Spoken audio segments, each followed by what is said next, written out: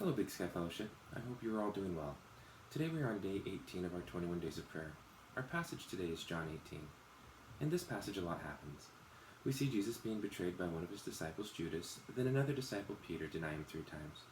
Jesus being taken to Annas and Caiaphas, who were high priests at the time, and then to Pilate, a Roman governor. Then finally being handed over to be crucified. As I read this passage, I was struck by the responses Jesus received. Judas, one of the disciples, betraying him. Judas and those with him drawing back and falling to the ground when Jesus answers them, as we see in verses 4 through 6. So Jesus, knowing all things that were coming upon him, went forth and said to them, Whom do you seek? They answered him, Jesus the Nazarene. He said to them, I am he. And Judas also, who was betraying him, was standing with them. So when he said to them, I am he, they drew back and fell to the ground. Quite the response.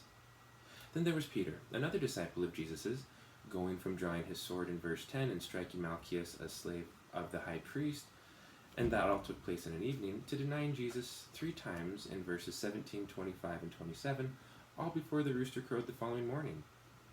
Then there was Pilate. After stating in verse 38, I find no guilt in him, in response to hearing Jesus state, You were correct to say that I am a king. For this I have been born, and for this I have come into the world, to testify to the truth.